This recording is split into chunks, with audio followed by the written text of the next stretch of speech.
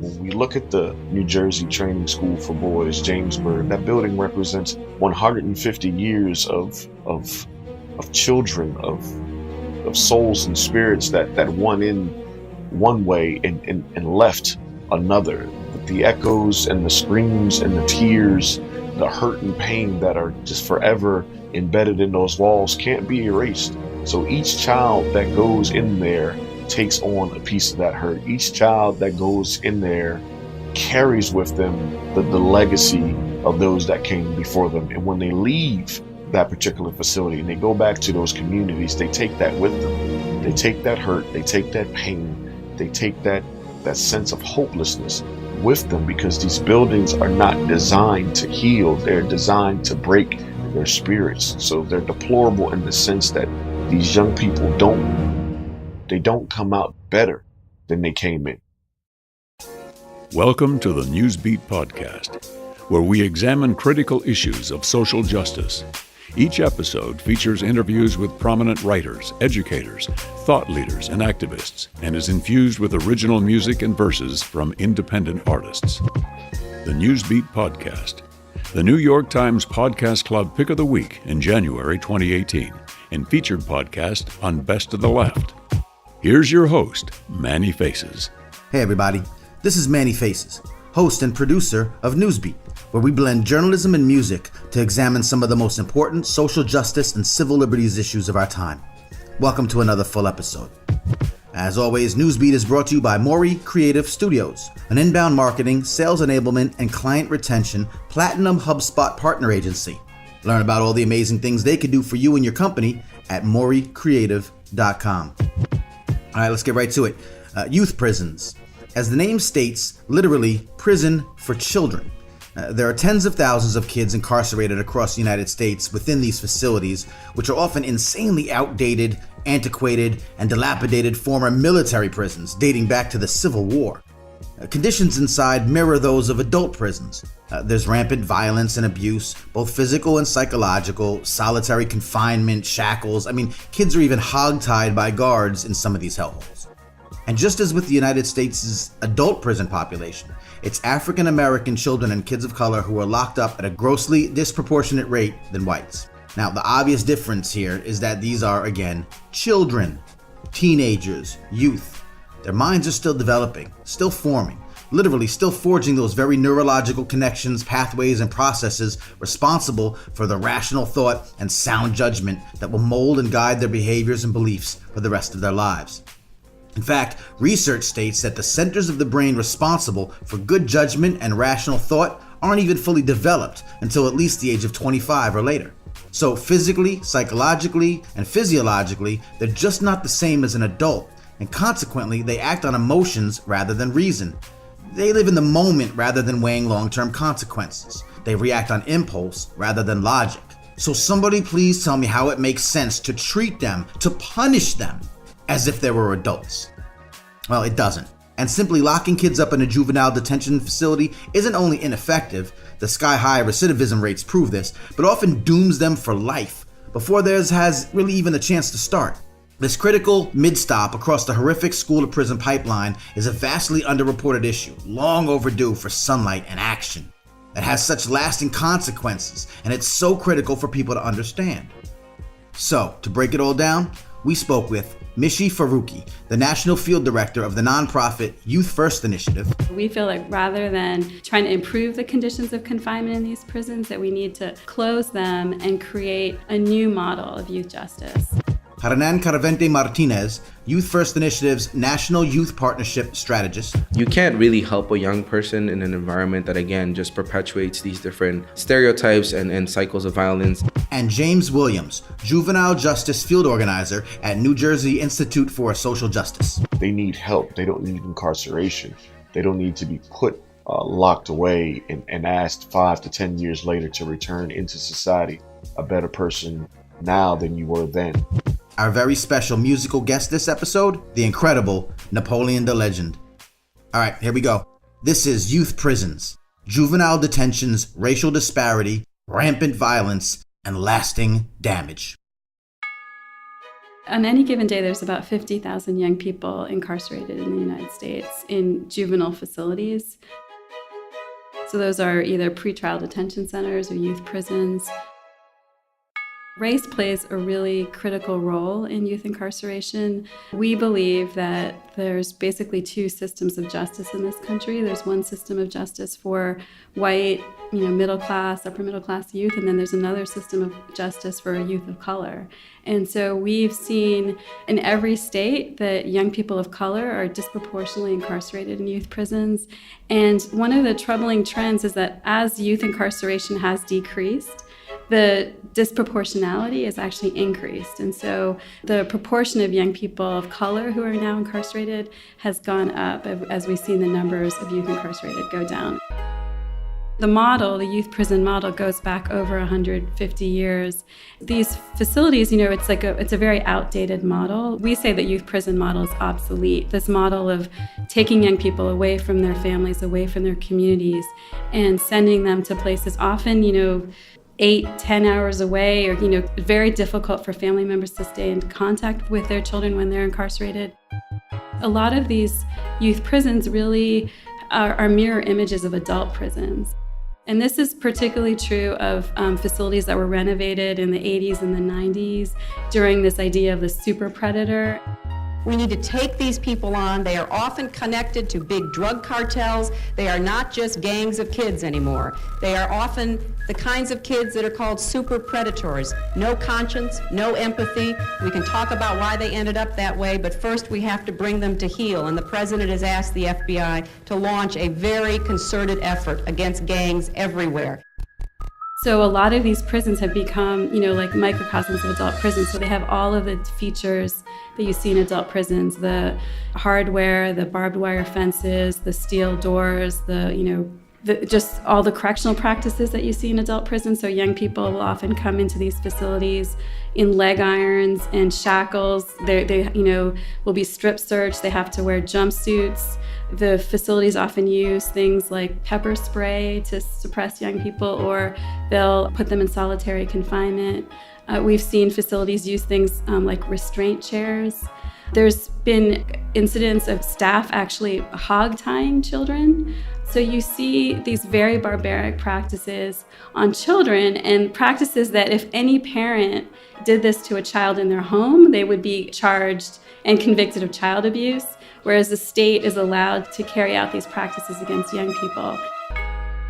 Adolescence really is the most critical time in a person's development. That's a time when you're really growing and developing and figuring out who you are. Things that happen to a young person while they're incarcerated can have ramifications for the rest of their lives in terms of who they'll be. And there's research that shows that, solitary confinement has negative consequences for anybody, but particularly for adolescents.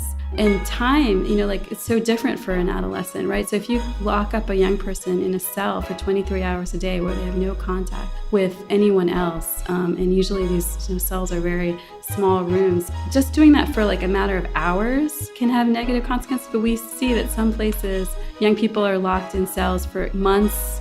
Some cases, like the case of Cleve Browder, who was 16, was locked in solitary confinement for 2 years out of 3 years that he was incarcerated. And so the kind of damage that we're doing to young people when we put them in these kind of situations, it's almost impossible to overstate the damage and the trauma that happens as a result. When we think about what's causing the school to prison pipeline, you have some young people that have learning disabilities, behavioral disorders that aren't being properly identified. And when you have a school that has a lack of resources, and the only available constant resource is that school resource officer, which is tied into a law enforcement component, teachers utilize that because that's the only person that's available. That's the individual that they know can actually bring about some level of resolution to the issue that they're having in the classroom. So as they work with these young people, the issues aren't properly identified, and ultimately they're funneled into the youth justice system. The 13th Amendment abolishes slavery except for those that are convicted of a crime, so they are subject to what that amendment identifies as servitude. So when you look at New Jersey's disproportionate rates for incarceration from blacks to whites, we lead the nation at 30-1. When we identify that with the issue of race, we can see that no longer do we have the plantations, no longer do we have the overt racism that we saw at the early part of our country's founding. Now we have mass incarceration. So the system is working exactly how it's designed to work. All across the nation, you see that people of color drastically make up the larger proportion of those that are incarcerated in our prisons. So mass incarceration is that new form of slavery. So this is exactly what, unfortunately, our nation wanted it to be. 50,000 incarcerated, youngsters in jails waiting, dreams faded, take a plea bargains, dreaming up being reinstated. It's black and white, 30-1, blacks to whites in Jersey. The beast got an appetite, that's right, the system's thirsty.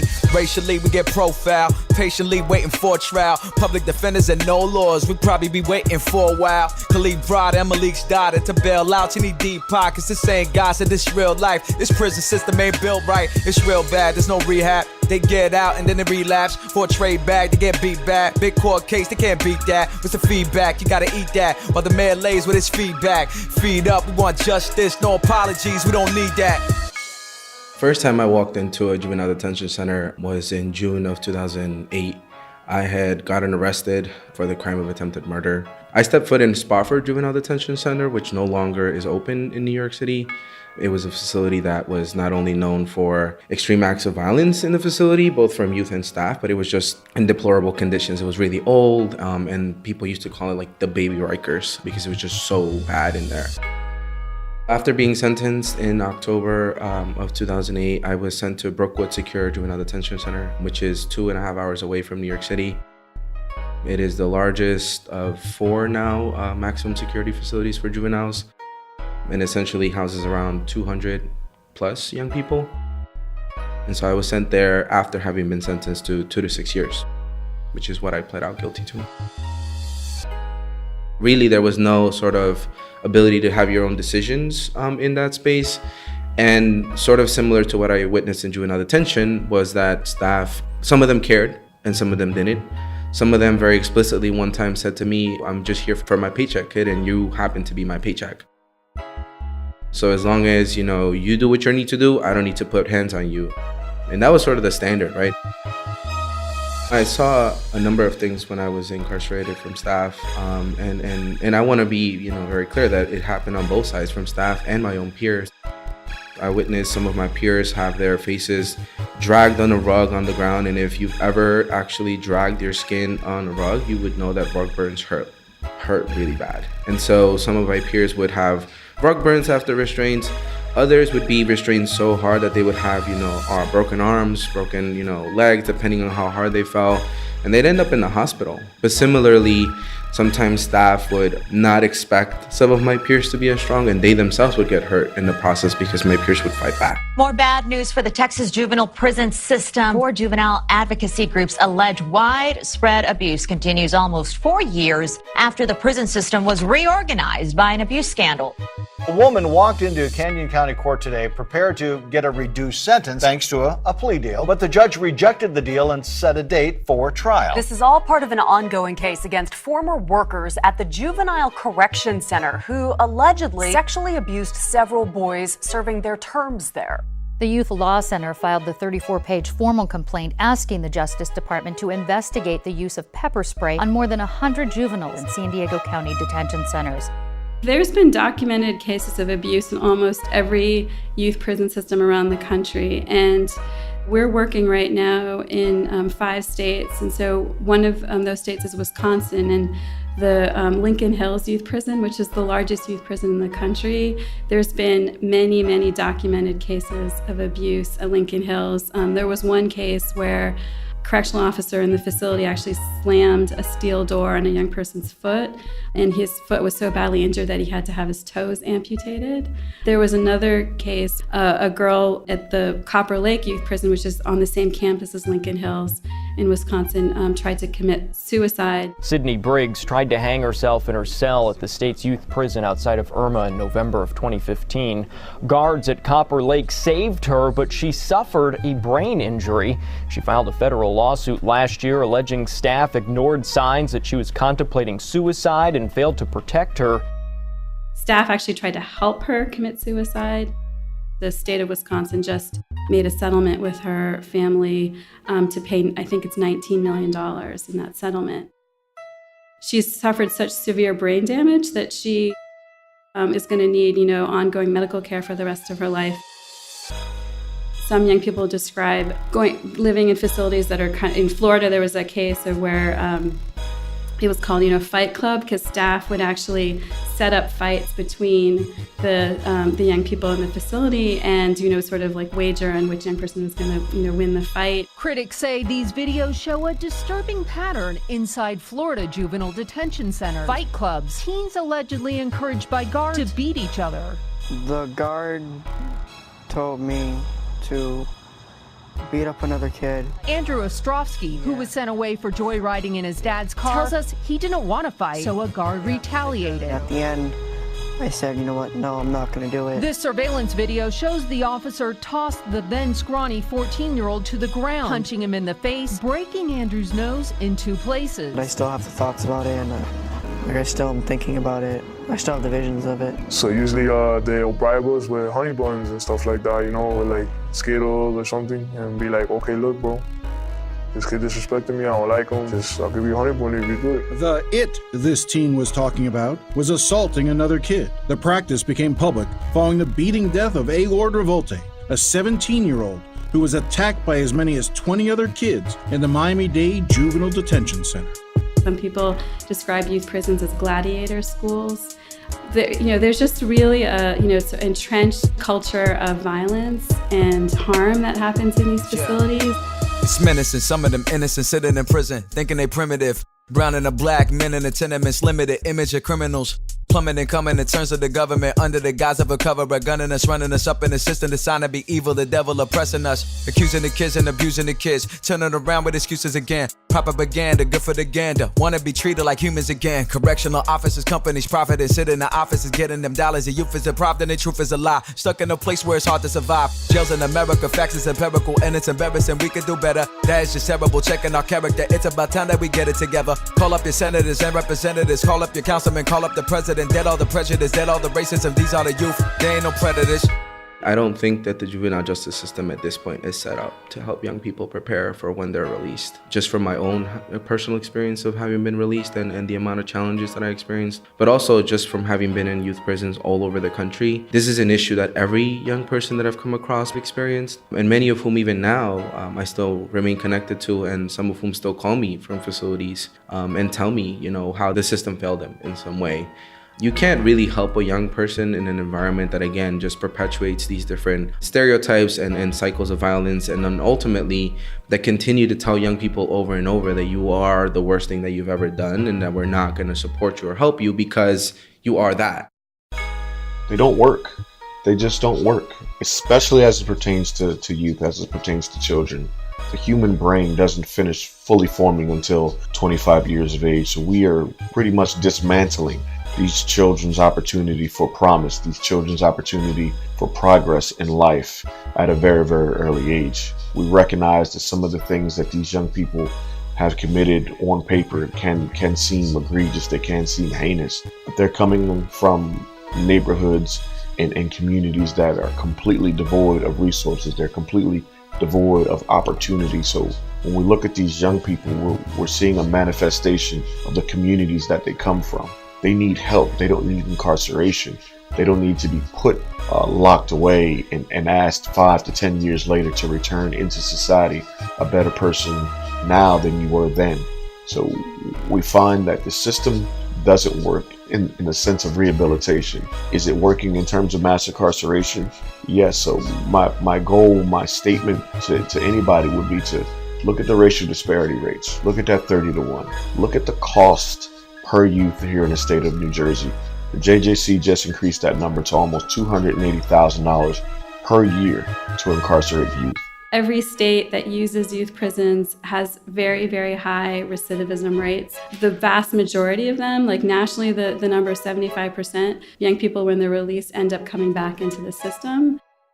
We believe that the youth prison model cannot be rehabilitated. It's beyond redemption. And so we feel like rather than trying to improve the conditions of confinement in these prisons, that we need to close them and create a new model of youth justice. And so that new model would really focus on community-based programming, and so keeping young people with their families, with their communities. And if those families need support, that's where the resources should go. One of the key things that we're working on is to combat the recidivism rate, to not only work on it on a intervention and a reentry, but also a preventative level, is what we've transformed it from just not a wraparound model to a community-based system of care, but now we're focused on identifying it as an ecosystem of care. But we would like to have communities that are in need of resources have those resources in an abundance, where you can have a designated building, a designated entity that will be surrounded by therapy, that will be surrounded by counseling, that will be surrounded by a rehabilitative service, that will be surrounded by recreational activities, that will be surrounded by faith-based groups, educational facilities. So we find that all of these types of social resources yield the type of outcomes that we're looking for, that put positive characteristical traits into these young people. Tear it apart. Bang. The youth are bearing the cost. Devil and God facing the odds. The man is pulling the strings like the Wizard of Oz.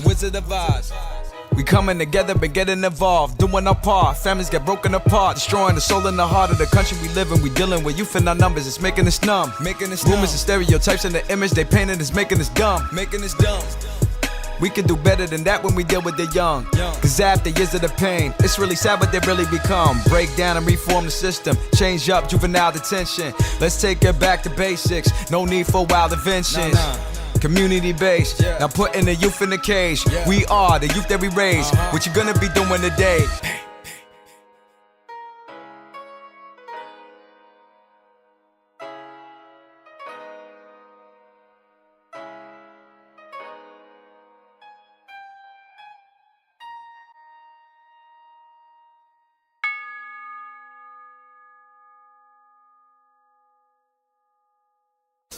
The Newsbeat podcast is owned by Newsbeat, Inc. Visit us at usnewsbeat.com. The producer and host of Newsbeat is Manny Faces. Our editor-in-chief is Christopher Towarski. Newsbeat's managing editor is Rashed Mian. The executive producer of Newsbeat is Jed Morey. Our podcast and website are co-produced and managed by Morey Creative Studios.